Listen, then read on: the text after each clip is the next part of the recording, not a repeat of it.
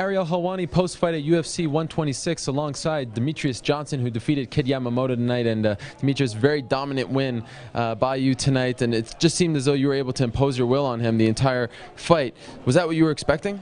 Yeah, I was expecting, to get a lot of takedowns because he steps in real hard, but I made a couple mistakes about, letting him curl underneath me and not, stuffing him underneath me because he was real good about balling up, so I couldn't even get to my submission repertoire, so really upset about that. What do you think of his performance, especially in the first round? He seemed very tentative.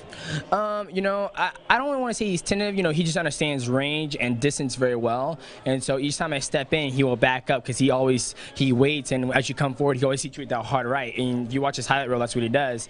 So, I was trying to ease my way in there and not get stupid and get hit with that hook. And so he's just really good about controlling distance, and he understands it very well. So that's when you get that kind of footwork action going on, and that's what happened tonight, a lot about that stand-up. And your timing was impeccable because you were slipping under his right hook every time. You were making sure that he wasn't even going to touch you, taking him down right away.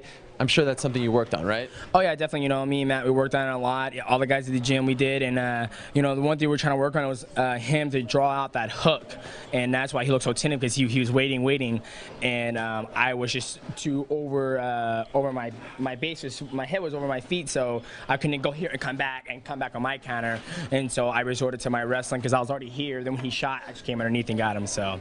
You're so fast. You're even fast in this interview. I can't even catch up putting the mic in front of your face. You're very quick out there. Do you feel as though at 135 no one can just keep up with your pace? I'm sure there's guys out there who keep my pace. I think Yamamoto was just looking for that one shot knockout. And I was looking for the complete game tonight, and I was to be very well rounded. Hit him on the feet, throw knees, lower my elevation, do the takedowns. If I don't get takedown, come up, kick, knee, so in combinations because it's mixed martial arts. It's not just box. If it was, and it could have been a different story tonight. What was your take on a moment in the second round? He seemed to have kneed you, and you were a little bit rocked, but then he moved back. I think he thought it was an illegal knee. Was it? Oh, no, it was going to be. It was almost like the Donald Cerrone and Jamie Varner. Jamie Varner, thank you. Same thing, He was getting ready to throw the knee, and I was down, and I moved out of the way, and then he thought he hit me, and then I was standing there, and I got up, and I was like, hey, man, it's okay, in a dream, you can knee to the head. So, sometimes when I'm working out with these guys, I've been kneeing in the head because I like to train that kind of stuff too. So, but I wasn't dazed at all. I just moved out of the way of the knee, and I just got up and said, "Hey man, it's all good. I know it's a business.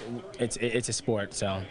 What was it like being out there in front of a UFC audience, in front of the the crowd, pay-per-view crowd, and in that cage? It's a little bit bigger than the WC cage, right? Yeah, it was a little bit bigger. Like me and my coaches were like, man, it's not really that big, much bigger, and we're like, yeah. And we train at Vanderlei Silva's gym, and his cage is huge. We had me, Matt, and one time we had Rafael Santo in there. So, and it was great to fight in front of the UFC crowd. Reminds me of my WC days, so it was good. All right, and talk about this situation. We don't see Xbox sponsoring a lot of fighters. Yeah, Xbox 360 really stepped up. Microsoft stepped up to sponsor mixed martial arts, and I guess I'm the first protege.